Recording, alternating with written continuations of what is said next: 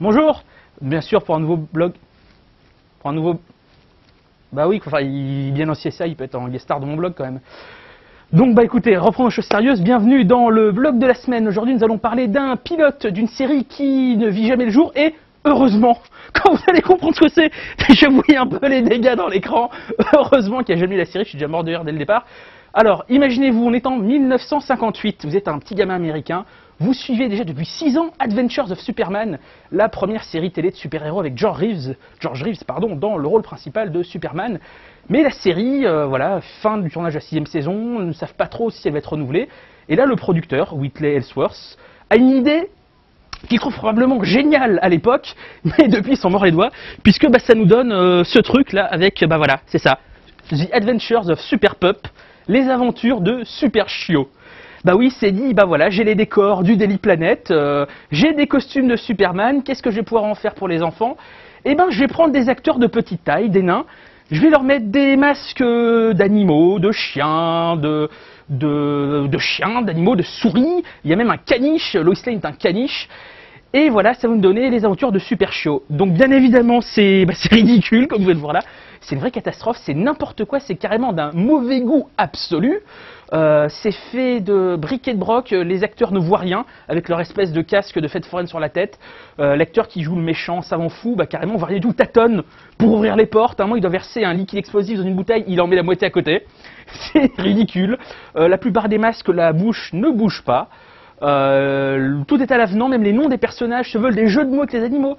Le héros n'est pas Clark Kent mais Bark Bent, parce que Bark c'est aboiement. Et oui, c'est drôle. Lois Lane s'appelle Miss Poodle. Poodle, bah, ça veut dire caniche. Ça aussi, c'est très drôle. Le rédacteur en chef du journal, c'est Mr. Bite. Bite, qui veut dire mordre. Et oui, voilà, tout est à l'avenant. C'est une demi-heure de supplice, mais c'est un vrai nanar. Si vous aimez les nanars, je vous conseille de le voir.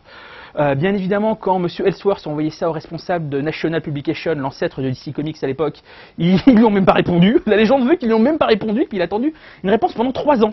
Et pendant 3 ans, il n'a pas eu de réponse, il se demandait bien pourquoi. Entre-temps, bah, George Reeves, la vedette d'Adventures of Superman, est mort dans des conditions assez mystérieuses. On ne sait toujours pas si c'est un assassinat ou un suicide. Il y a un très bon film avec Ben Affleck qui s'appelle Hollywoodland sur le sujet, je vous le recommande. Et bah, Ellsworth, qu'est-ce qu'il s'est dit quelques années plus tard? Il s'est dit, bon, ok, Super Chiot, ça n'a pas marché, je vais tenter autre chose. Et il a tourné un pilote de Superboy, dont il reste assez peu de choses, je dois vous avouer que celui-là je ne l'ai pas vu, mais la légende veut que ce soit quand même bien meilleur que Super Pup.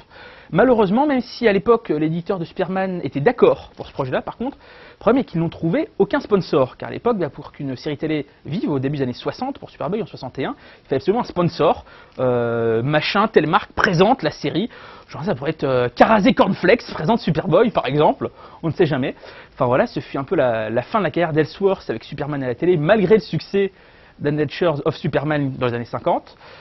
Puis tout ça pour dire que Super Pup, malgré les ridicules absolus de la chose, a quand même été l'ancêtre de 2 projets. Parce qu'au milieu des années 60, il y a quand même eu un dessin animé, Underdog. Et oui, Underdog, c'est quand même un peu passé en France. Il y a même eu une version cinéma il y a quelques années, en image, un Underdog en image synthèse, c'est un chien super-héros, mais au milieu d'un monde d'humains. Voilà, c'est pas uniquement des animaux comme Miss Poodle et Mr. Bite, comme dans ce monde-là. Et puis, il y a eu aussi un espèce de rétro-ancêtre de Super Pup, puisque si vous connaissez un peu le monde de Superman dans le comics, Superman a un chien, Crypto le Superdog avec sa cape, qui peut voler et l'aide dans certaines de ses aventures. Il a d'ailleurs apparu plutôt dans le comics Superboy à la base. Et Crypto a eu droit à son dessin animé il y a 3-4 ans, qui était vraiment pas mal d'ailleurs. Donc voilà, Super Pup, projet maudit, projet nanardesque s'il en est. Et Super Pup, pour une fois, vous pouvez le voir en France dans un DVD français. Et oui, mesdames et messieurs, j'en veux la preuve, dans ce magnifique coffret, hop, dans ce sens-là, 12 DVD, l'intégrale des films classiques de Superman, les 4 premiers films avec Christopher Reeve. Il y a plein de bonus, il y a le film Superman The Mole Men, qui était un peu le pilote de la série Adventures of Superman, dans laquelle les Mole Men étaient joués par des nains, et c'est les mêmes qui jouent dans Super Pup. Oui, c'est le même producteur, il a rappelé les mêmes acteurs.